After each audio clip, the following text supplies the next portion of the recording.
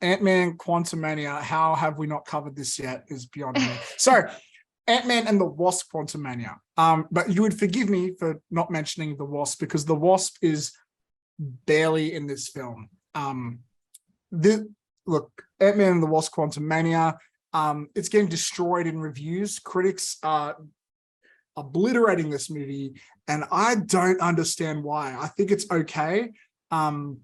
It's a fun ride. It's a fun adventure film. It has a lot of Star Wars inspired elements to it. Definitely the best of all the Ant-Man films, I would say, without a doubt.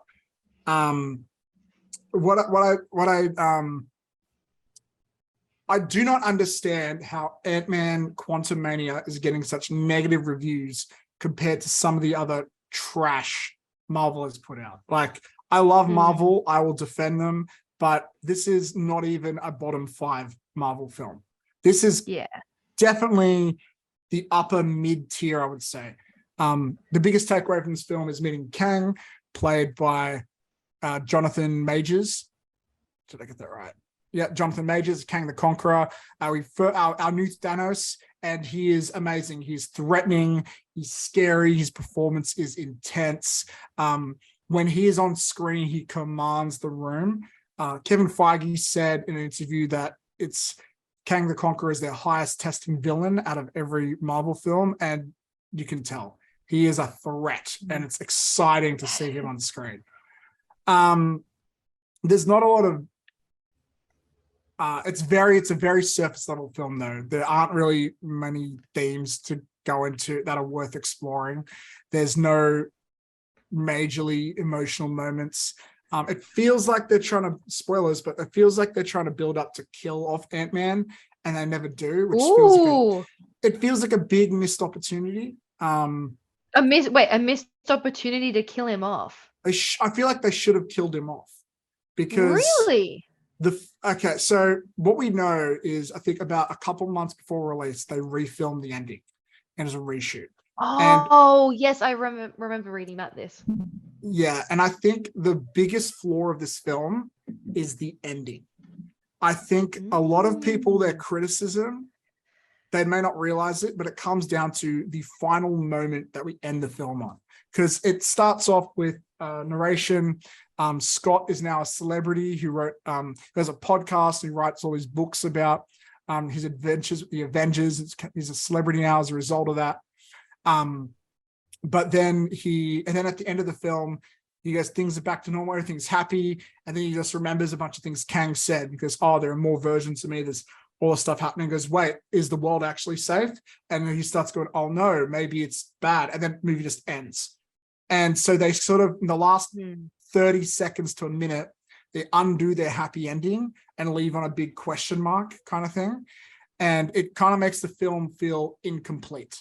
And a lot of the criticism I hear of this film says it just feels like an episode in a TV show rather than a standalone film. And I get that, but I just feel like it comes down to just the narration at the end. If they just let it end on a happy note and then have the next movie start with, oh no, Kang's back, that this film would have felt a lot more complete.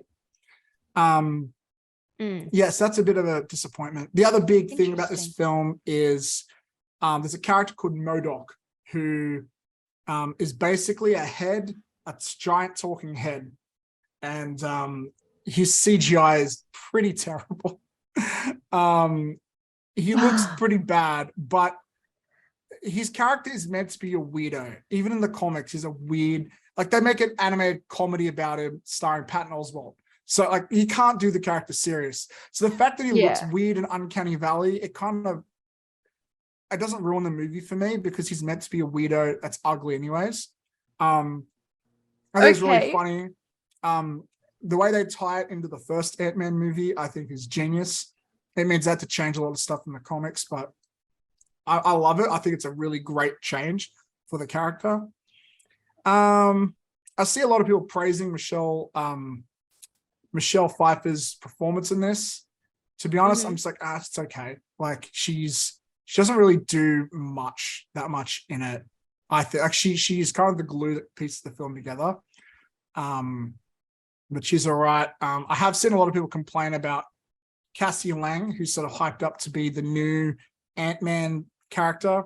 She doesn't really do or say much though, so I don't really see the complaints that. I feel like she's just background dressing rather than a character. Which is how I felt about America Chavez in the last Doctor Strange as well.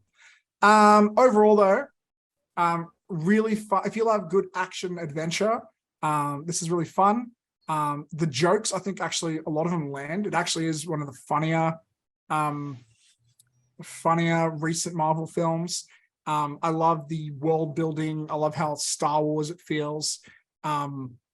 It kind of feels like I feel like if you thought Thor: Love and Thunder was disappointing, Quantumania is a good movie to watch instead, because it kind of goes for it kind of goes for what Love and Thunder wanted to do, but it does it a lot better. And this comes from me, and I've said before, I don't think Peyton Reed is a particularly exciting director, but this is the best Ant-Man film, I think, by far. So yeah. But that being said, the Ant-Man movies are probably the weakest Marvels. Yeah. But anyways, I had a good time. I enjoyed it. Kang rules. I'm really curious to see what they do with Ant-Man next, since if this concludes his trilogy and they've kept him around. That's interesting. What was the post-credit scene? Post-credit scenes, there's two, and they're both just setting up Kang as the upcoming villains, because the point of Kang is there are infinite versions of him across infinite timelines, and they all pretty much want to, I think they're all going to war pretty much. And throughout the film, Kang was trying to warn us of this, but he was also a bad guy. And yeah, it was an interesting way to introduce him to the way they did it. He's trapped in this microverse and he's trying to get out, and yeah. But yeah, good. I had a good time. Definitely better than Thor: Love and Thunder. I actually liked it more than Doctor Strange and Multiverse of Madness. Some people might disagree with me, but okay, interesting. that's just me.